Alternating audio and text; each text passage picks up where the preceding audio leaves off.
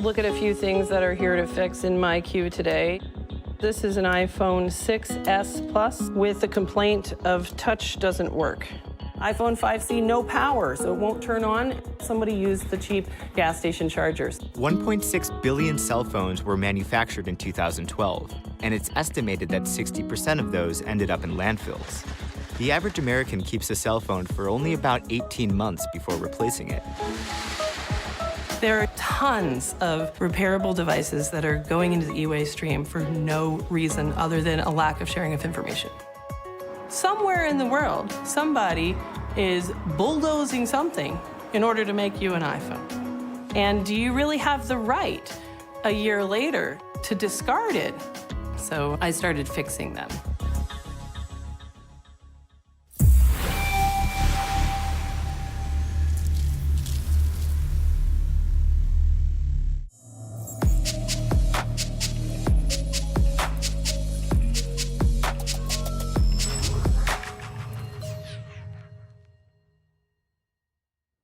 Today's plan, we're gonna start with a really fun project. This is one of my favorite class projects. We do it every week. This was a real repair for data recovery that came to me. I want for you guys to kind of go through the experience of troubleshooting this problem on your own. And it's gonna require you to get creative.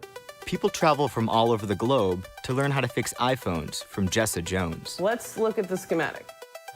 She's pioneering a new field of board-level micro repair, fixing devices that would otherwise be trashed, and that no one, not even Apple, thought it was possible to fix. DIY fixers and repair shops from around the world follow her micro soldering tutorials on YouTube and send their toughest cases into her shop, iPad Rehab.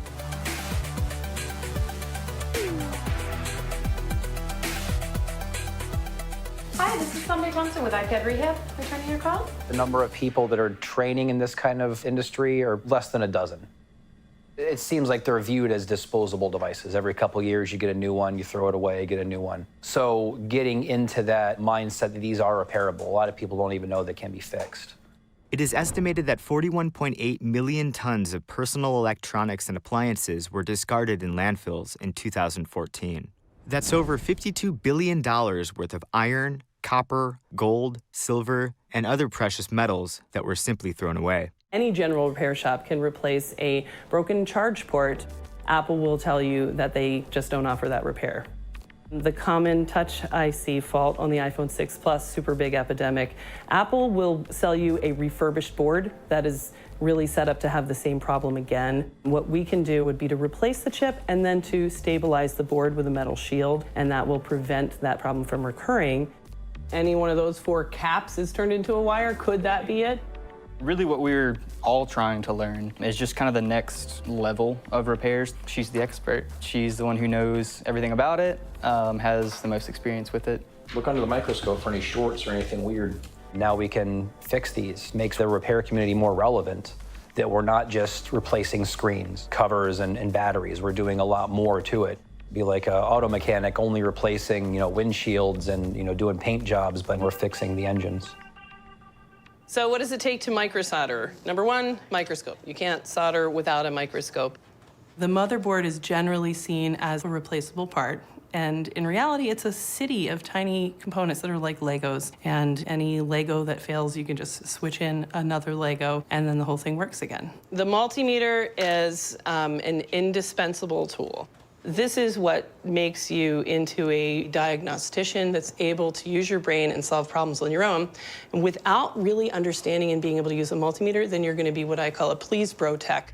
What I noticed early on was there was just this rampant sort of internet community of what I call please bro solutions, where people will be like, describe a problem. Please bro, help me bro, what's the solution? And they would say solutions that were like, well, it's anything but that. So I kind of became a bit of a internet warrior against that kind of information. This job is kind of like painting the veins on a housefly wing.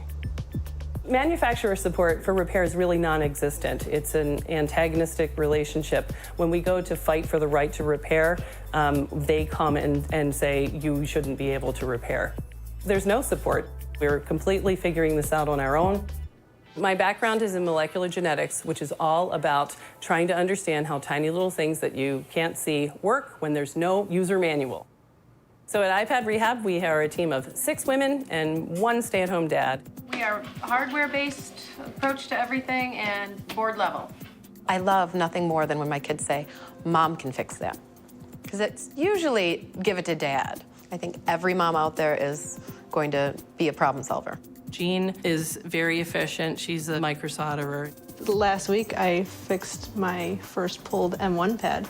The one that is in my file? I didn't do the one that was in your pile. I did another one. Great, this is awesome. Here you go, back to you. Here you go, yay, congratulations. And then Christy, she's also microsoldering and solving a lot of iPad charging issues and no power issues. These were all the tools that were in the garage that belonged to my husband. My husband's actually an electrical engineer, and now I'm the one who's here doing this. It is something that you can learn without a PhD in electrical engineering. I don't fix water damage stuff, I fix cracked screens, so this backlight thing is kind of new to me. I've done something like it before, so I think I'm gonna do pretty well on it. All right, are you ready to try to fix this? Yeah. My kids are definitely fixers, and it's fun to see their creativity. You know what continuity testing is? Yeah. What is it?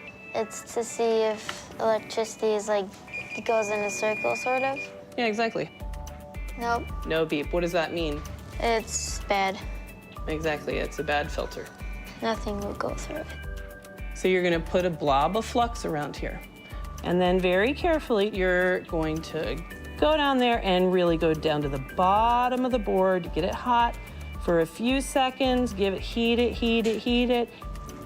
All the way down to the bottom of the board on both sides, good. So place it more or less back in the spot. There we go, that's better. Excellent. Great, grab it with the hot tweezers and press it onto those pads. There we go. All right, it's time for the moment of truth.